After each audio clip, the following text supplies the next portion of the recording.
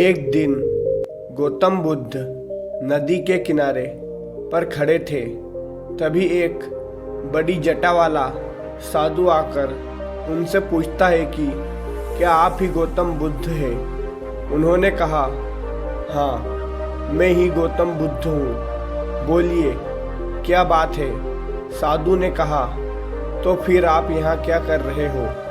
गौतम बुद्ध ने कहा कि मैं नदी पार करना चाहता हूँ, इसलिए मैं कब से नाव का इंतजार कर रहा हूँ। गौतम बुद्ध की यह बात सुनकर वह साधु गुस्से में कहने लगा कि क्या आप इतने बड़े हैं और सारा संसार आपको जानता है और आप एक नदी पार नहीं कर सकते?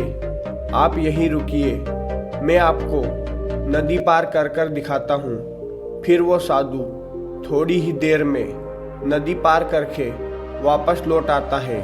फिर गौतम बुद्ध को कहता है कि देखो, मेरे पास इतनी क्षमता और ज्ञान है, फिर भी लोग मुझे नहीं जानते और आप ऐसा कुछ भी नहीं कर सकते। फिर भी सारा संसार आपको जानता है। और तब गौतम बुद्ध उस साधु से पूछते हैं कि आपको इस कला को सीखने में कितना वक्त लगा?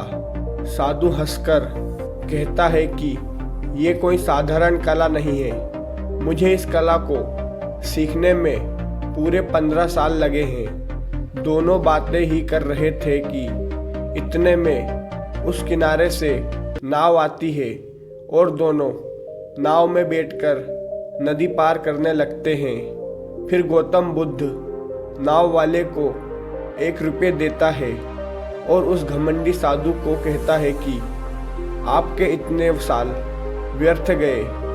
जिस काम को आप 1 रुपये में कर सकते थे, उस काम के लिए आपने 15 साल बर्बाद किए।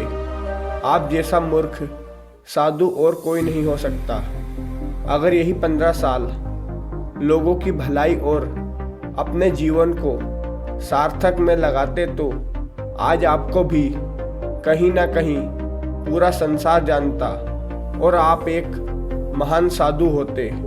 मैंने हमेशा आत्मा की भलाई और शांति की है, इसलिए लोग मुझे जानते हैं। गौतम बुद्ध का ज्ञान सुनकर उस साधु को पछतावा होने लगता है कि आप सही कह रहे हैं, मेरे 15 साल व्यर्थ गए। अगर मैं भी आपके इस मार्ग पर चलता तो मेरा जीवन भी सार्थक हो जाता। फिर गौतम बुद्ध ने कहा कि अभी भी कोई देर नहीं हुई है। अगर आज से ही आप इस मार्ग पर चलेंगे तो कभी ना कभी लोग आपको जानेंगे और आपका जीवन सार्थक हो जाएगा। तो दोस्तों, हमेशा यह बात याद रखिए कि हमारे टाइम को सही जगह पर इस्तेमाल करना चाहिए ताकि उसका सही मतलब निकल सके।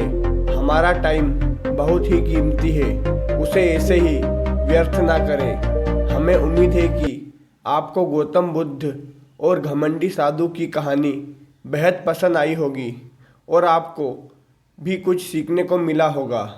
और हमारे इस कहानी को आपके दोस्त और रिश्तेदारों के साथ शेयर करिए ताकि उन्हें भी कुछ ज्ञान मिल जाए।